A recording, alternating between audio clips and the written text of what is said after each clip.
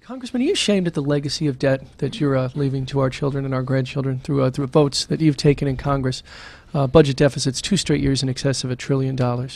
Our kids and our grandkids are going to be paying this off, and you've been part of this Congress that has rung up this debt. Are you ashamed of that?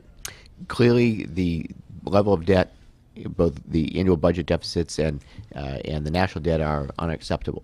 And as soon as we get this economy back on track and we have created the jobs that we need to create, we have to turn our attention to aggressively cut our deficit and get our fiscal house in order. It happened during the Clinton years when we had pay-go legislation in effect, which meant that for any increased dollar of spending or any kind of a tax cut that were offered, that there had to be an offset somewhere. There had to be a way to pay for it. And we've taken some steps already to make sure that we get our fiscal house in order, such as passing permanent pay-go legislation that had expired under the Republicans in 2002. But we obviously have more work to do. I'm not happy at all. It's that our deficit is where it is. And a lot of that right now, because of the downturn in the economy, tax revenues aren't coming in to the level that they were. But we are going to turn this economy around, and we are going to get our fiscal house in order. Mr. Zakari. Bill, I was among the many listeners who tuned in to the Congressman's appearance on the Buddy Cianci show maybe 3.5 weeks ago, and it seemed to me that he was anything but ashamed.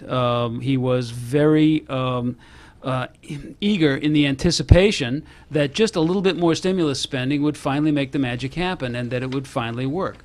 I don't see that as the case. I think that we are trying to spend our way out of a problem of debt and that can't work. I wish that the Congressman would come around to that opinion. Congressman? You're not ashamed, I mean, to that future generation. None of us can be satisfied with the level of debt that are going to be left to our children and grandchildren. We have a moral obligation to fix that, and I've taken every opportunity to make sure that we are getting our fiscal house in order, that we are eliminating wasteful spending, whether it's procurement reform at the Pentagon, whether it's ending tax loopholes that have rewarded corporations for moving jobs overseas. These are things that we're moving aggressively, including by the way, the healthcare reform bill that is going to save approximately $143 billion over the next 10 years and $1.2 trillion after that. I'm going to get you. You can get back to that a little bit later. My colleague Arlene Violet, a question for Mr. Zakari. Arlene. Thank you. Mr. Zakari, last term, the United States Supreme Court, in effect, consolidated and confirmed the right to bear arms in a Second Amendment case. That isn't to suggest that there can't be some curbs, besides the obvious ones, felons, people with a criminal background, mental health problems, etc. What, if any, abridgments would you make on that right to bear arms? Can't think of any offhand, Arlene. I think that the essential piece of the Second Amendment is the faith that our founders had in ordinary citizens to do the right thing. I don't think it's about firearms. There are plenty of laws on the books today to sanction behavior if it's bad, but the fact is that the Second Amendment confers faith on the individual citizens that we as government believe that they can handle the authority for firearms responsibly. I have seen nothing that would indicate that we shouldn't continue what the founders started. Mr. Langevin, regrettably, a gun played a significant part in your life, albeit it was a legal one. In light of the Supreme Court decision, to what degree do you countenance that decision, or would you continue to add prohibitions of gun control and people's rights to carry a concealed weapon? Well, I certainly respect the Second Amendment, and I do believe in people's right to bear arms. What I don't think that we need things on our streets like assault weapons, and certainly I would support the assault weapons ban that both I have voted for when I was in the legislature here, or that I would support nationally. I would also work to, and I have co-sponsored legislation to crack down on those gun dealers that have been shown, by the way, to have been traced. There's been studies done that have shown that a high degree of the crime that's committed with weapons in this country have been traced back to a handful of what I would say irresponsible gun dealers who haven't done the proper due diligence before they've sold weapons. Mark Zakari, I'm sorry. And what about assault weapon ban? The legal language that I've always preferred is all legal purposes. If you can think of a legal purpose to have an assault weapon, God bless you, go for it. The fact of the matter is that with that authority comes a tremendous amount of responsibility, and I would expect people to operate responsibly. Turn to my colleague Jim Hummel of the Hummel Report. Again, Jim, thanks for joining us. Question for Congressman Langevin. Good Jim. afternoon, Congressman. How are you? Great. How are you? I remember 10 years ago, because I covered your race and your inauguration when you went down to Washington. The big topic back then was prescription drugs. And people have been talking about it for years, and it took 2 or 3 terms to finally get something to go through. So now it's jobs.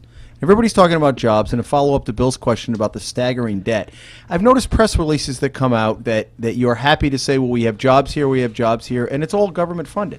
It's stimulus money. So can you tell me what you've done in the last 2 or 4 or 6 years specifically to bring jobs to this state that haven't involved the taxpayers picking up the tab? And a second part of that question, would you support a second stimulus? I would not support a second stimulus because I think the best opportunity for job creation is in the private sector. And so in where supporting small has it businesses. been, and directly your efforts? Sure. Well, legislation we just passed, by the way, to create a $30 billion loan fund that would incentivize the small banks and community banks to lend aggressively to small businesses that certainly are credit worthy and right now that are starved for access to credit. But what have you done that that you can say, look, what I did here led to this in Rhode Island? Well, I can point to electric boat by way of example that I have aggressively worked to see that the Pentagon starts building 2 submarines a year.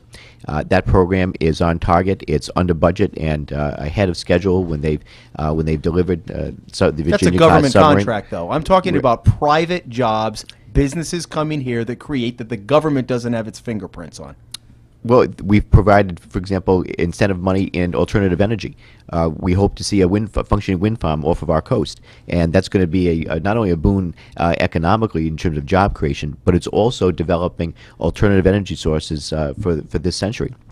And I would say this, in the Recovery Act, in the American Recovery and Reinvestment Act, there were 2 components. Now, we clearly recognize the catastrophic downturn in the economy that occurred over the last couple of years, and there are so many people right now that are struggling, they're out of work.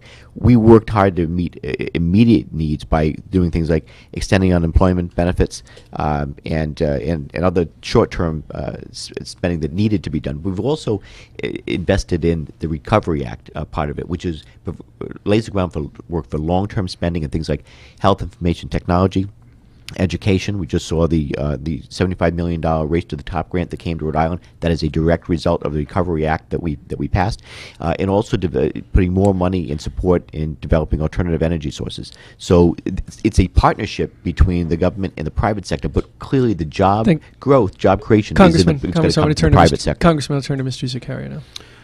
Thanks. Listen, I have, over the years in the course of my career, created a number of jobs, and I've created them when what I've done has been put in charge of a business plan that has had targets that have been met, that have created a product that is sold adequately in the marketplace, that caused growth, and then we've had production staff and marketing and sales staff and a number of other people that all had to attend to this product. What we need to do to create jobs in the private sector is to create an environment where the stability exists for people to do business planning and then to execute those plans so that profit results. When that happens, create the environment, then we'll see real jobs in the private sector. And the question continues. I'd like to remind everyone that you're listening to a special edition of the Buddy Cianci Show, Decision 2010, the general election debates, brought to you interruption-free by Dunkin' Donuts. America runs on Dunkin'. Again, you can text the word VOTE to 68683, who you think is the winner of today's debate. Mr. Zakaria, a question that came up this morning. I'll ask you a question again. President Obama suggested that Republicans are asking Americans to enter into amnesia as they head toward the midterm elections, that the Republican Party that you're part of, sir, led the country to the point of economic ruin, exploded the budget, led the country into wars that are debatable. Some say they were wrong wars. Why should the Americans give the Republicans, of which you're a member of that party, why should they give them another shot at Congress? Right now, today, Republicans are determined to do the things that we need to do to put our great nation back on track, and that is to make our government smaller, to make it more efficient and responsive to the people that it serves. But they made it much bigger, Mark, than when they did indeed. I do not dispute for one moment that in past administrations there were many Republicans that forgot what it was to be Republican. And you know what? We paid the price. my answer to your question is that I, for one, clearly remember that the core values of government as an agent to create an environment of order whereby individuals can go out and exert their own individual sovereignty and their own pursuits of happiness and take that authority and use it responsibly, that's what we ought to do. I am focused as hard as I can be and will use that as a shield against the forces I'm sure to find in Washington that will be looking to spend, spend, spend. That's what we have to do to stop that. Now, as for Republicans solely being responsible for bringing the economy to ruin, I think there's some tar for both parties on that brush. Congressman. Yeah, that's the problem with the rhetoric we hear coming out of either my opponent or the Republicans. They talk about, for example, they want to get they want to cut the budget. They want to right the ship, if you will. You look in the New York Times today. It says as GOP seeks spending cuts, details are scarce, and that's the problem with it. When you look at the reality, the facts, it says, and I agree with this statement in the New York Times, but it says that, the parties share blame for the current fiscal situation, but federal budget statistics show that the Republican policies over the last decade and the cost of two wars added more to the deficit than initiatives approved by the Democratic Congress since 2006. So giving voters reason to be skeptical of campaign promises. And just by way of example, it says calculations by the nonpartisan Congressional Budget Office and other independent fiscal experts show that $1 trillion cost over the next 10 years of the Medicare prescription drug program, which the Republican-controlled Congress adopted in 2003 by itself, would add more than the deficit combined for the cost of the bailout. Fool me once, shame on you. Fool me twice, shame on me, Mr. Zakaria. Well, the fact of the matter is that I don't yet enjoy the kind of detailed briefings that the Congressman does. This is the New York Times, by the way, that I just read, so you're fully able to get that briefing. About what we have in the budget that could or could not be cut.